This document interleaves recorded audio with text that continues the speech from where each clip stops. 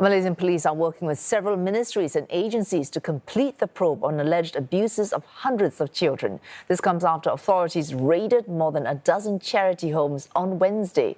Meanwhile, child rights groups are demanding tougher laws and enhanced supervision to protect minors in the country. Afif Arifin has this story. Allegations of neglect, abuse and sexual assault as more than 400 children in charity homes in Malaysia were rescued by authorities following reports of ill treatment. Some children were reportedly kept in cramped conditions, forced to sleep on the floor and denied medical treatment when sick. Others were subjected to physical assault. And according to the police, these disturbing incidents may only be the tip of the iceberg. More than 700 personnel from the Malaysian Police Force and several government agencies were involved in a large-scale operation on Wednesday morning where they raided 20 of such homes across the states of Selangor and Negeri Sembilan. More than 170 people were arrested from the raids. According to Malaysia's Police Chief Razaruddin Hussein, these homes were linked to a local company, Global Ikhwan Services and Business. But the company has denied this. In a statement on Thursday, GISB added that these allegations were malicious and had cast the company in a negative light. It also vowed to cooperate with the authorities. Civil society organizations and activists in Malaysia say this incident is yet another wake-up call. They are demanding that the authorities re-evaluate the quality and scope of child protection services in the country. Violence against children, particularly sexual violence, is really something that we must stop. And I think we should do more as a country. One of the things that the CSOs are asking for is a national plan of action and really for alternative care that is high quality for the children who are, for some reason, the parents can't look after them and they are in these shelter homes. Additionally, activists say more resources should be given to enhance supervision of centres dealing with minors. This is the part where maybe they need more personnel because they're overwhelmed, and it is near end of the year. Sometimes there's even natural disasters that they are handling because the welfare department handles so many things. So as a solution, I wonder whether since Malaysia's budget process is coming up, can there be more investment in this, in the monitoring? And it cuts across all religions to protect all children. Police investigations will take about 2 weeks. The victims, aged between 1 and 17, are currently under the care of the authorities, where they will be given medical treatment and counselling. Afifa Arifin, CNA. Selamat pagi Puan, nama saya Anderson P. Tekna dari kelas DIT 2A. Nombor matrik saya adalah 10 DIT 24F 1157. Nama saya Anderson Chunyo, kelas dari DIT 2A. Nombor kad matrik saya adalah 10 DIT 24F 1248. Okay, nama saya Chester. Saya dari kelas DIT 12A. Nombor matrik saya ialah 10 DIT 24F 1120. Nama saya Sylvia dari kelas DIT 2A. Nombor matrik saya 10 DIT 24F 1196. Selamat pagi kepada semua. Hari ini kita akan membincangkan satu isu penting dan membimbangkan dalam masyarakat kita, penderaan kanak-kanak.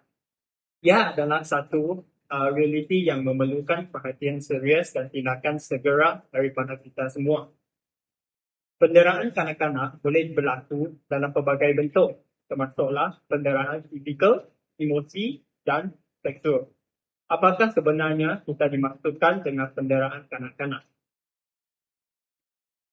Penderaan kanak-kanak apabila anak dalam pasang layu merujuk kepada sebarang tindakan atau kegagalan untuk bertindak oleh ibu bapa atau penjaga yang menyebabkan atau berpotensi menyebabkan bahaya kepada kesejahteraan seorang kanak-kanak.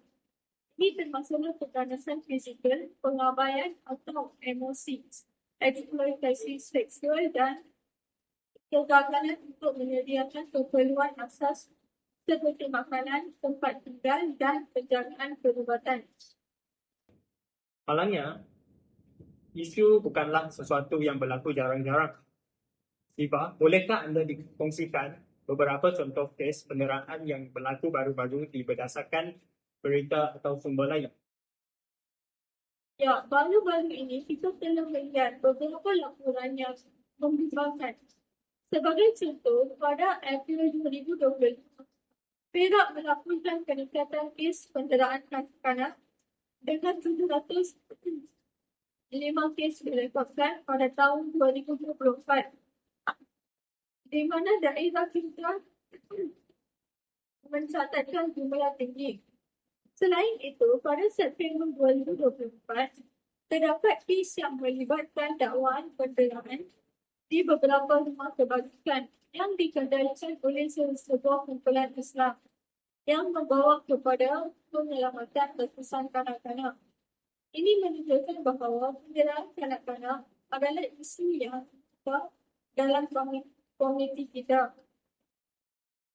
Terima kasih Siva. Sekarang, mari kita cuba memahami mengapa seseorang yang sepatutnya melindungi seorang kanak-kanak sanggup melakukan penderaan terhadap mereka. Chester, apakah faktor-faktor yang mungkin menyebabkan ibu bapa atau penjaga melakukan penderaan? Terdapat pelbagai faktor yang kompleks. Antaranya ialah sejarah penderaan yang dialami oleh ibu bapa sendiri semasa kecil. Faktor yang mesti kita boleh nampak lagi ialah masalah kesihatan mental lah.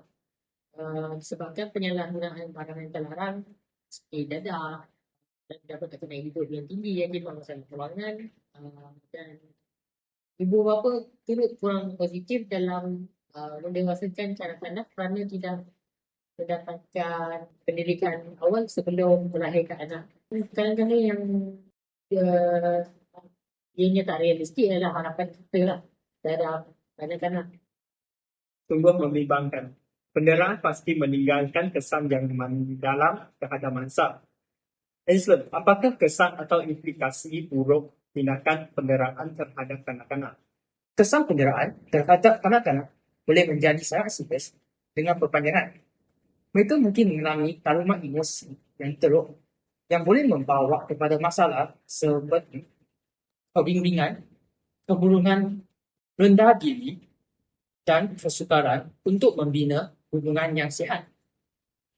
Mereka juga mungkin menghadapi masalah dalam pembelajaran, menunjukkan masalah tingkah laku dan bahkan mengalami masalah kesihatan fizikal. Lebih tragis lagi, dalam beberapa kes, penderaan boleh membawa kepada kematian. Akibat penderaan boleh mengganggu perkembangan otak dan mempunyai kesan jangka yang sepanjang hayat mereka. Kesannya amat dahsyat. Akhir sekali, Islam, apakah langkah-langkah yang boleh kita ambil untuk mengatasi tindakan penderaan yang berlaku dalam kalangan masyarakat kita? Jadi, pencegahan adalah kunci utama dan ia memerlukan kerjasama dari seluruh masyarakat.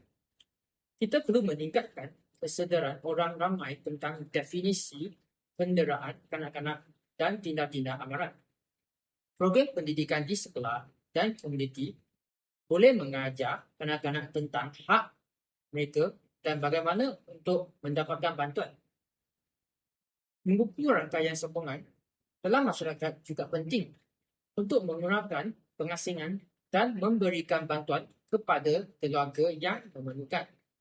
Selain itu, pihak berkuasa perlu dilatih dengan baik untuk mengenali pasti dan bertindak balas secara efektif terhadap kes penderaan. Orang ramai juga perlu berani melakukan sebanyak syak wawasan penderaan. Sekolah perlu menjadi persekitaran yang selamat di mana kanak-kanak berasa selamat dan selesa untuk mencakap. Dan guru-guru perlu dilatih untuk mengenali tanda-tanda penderaan dan bersedia pelaporan yang betul. Menyediakan perkhidmatan kesihatan mental dan kaunseling yang mudah diakses untuk mangsa dan pelaku juga penting. Akhir sekali, kita perlu menyambung dasar perlindungan kanak-kanak yang lebih kuat dan memastikan organisasi kebajikan kanak-kanak mempunyai sumber yang mencukupi. mengenali faktor-faktor penyebab dan kesan buruknya serta mengambil langkah-langkah pencegahan yang aktif, kita boleh berusaha untuk mewujudkan persekitaran yang lebih selamat untuk semua kanak-kanak di Malaysia. Jika ada mengesaki berlakunya penderaan kanak-kanak, jangan teragak-agak untuk melakukannya.